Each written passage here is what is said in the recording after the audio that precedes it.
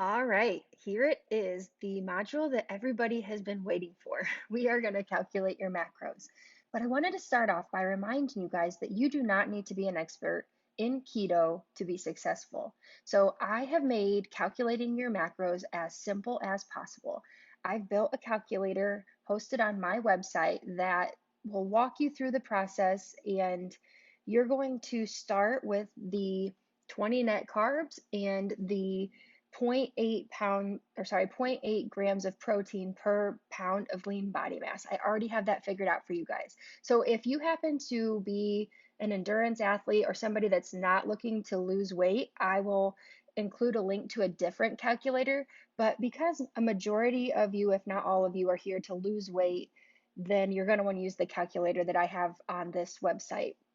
So look for the link if you need something different, but for simplicity's sake, just start with the calculator that I've created on my website. So let me walk you through that now. You're going to notice that you are on my website.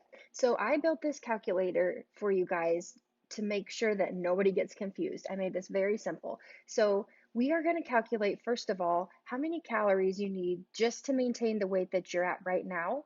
And then we're going to look at what the calorie count will be if you want about a 20% deficit for weight loss, which is what I recommend. It's sustainable and you're going to see results, but it's not too aggressive where you're entering starvation mode or it's something you can't maintain. So first of all, I am going to calculate macros for somebody in the group that I'm helping out.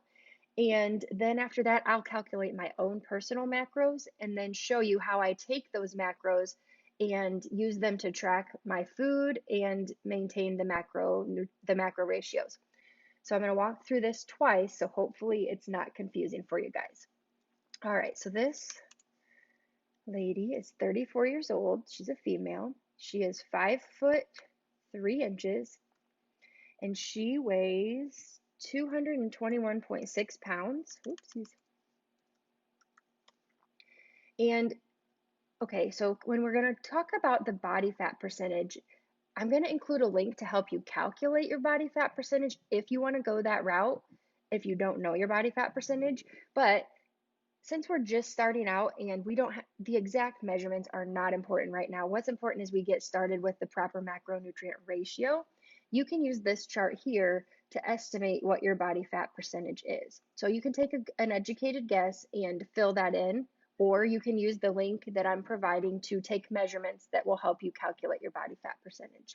So she knew her body fat percentage. I think her scale might have told her that it's 50%. And then when it comes to the activity, I recommend leaving it either between little to no exercise or light exercise. Typically, we overestimate how active we really are, and that's going to be a problem down the road when we're eating too many calories, but we're not moving as much as we thought we were. So, to get weight loss started here, I would recommend either sticking with little to no exercise or light exercise 1 to 3 days per week. And that way you're kind of at the lower end for your macros. And if you feel hungry or you feel like you just don't have the energy after a couple weeks, we can always bump that up and get you some different macros. But let's start with little to no exercise. So it looks like she needs 2,011 calories just to maintain the weight that she's currently at. And in order for her to lose weight at a 20-pound deficit, it's 1,609 calories. So from here, our calculator is going to calculate her protein. So we're looking at the 0.8 grams of protein per pound of lean body mass, and that would be 89 grams of protein. We're all going to stick here at this 20 net carbs, so 20 grams of net carbs. And if you're an endurance athlete or somebody that is active all day and this is just too low for you, once again, we can recalculate. But for the ease of simplicity and what a majority of you guys will need to do is stick with this 20 net carbs. And then the fat. Fat is basically the filler. So the protein, like I said earlier, it's very important that you hit your minimum protein requirements. And for her, it's 89 grams. So she's going to want to hit this 89 grams at a minimum, but try not to go too far over.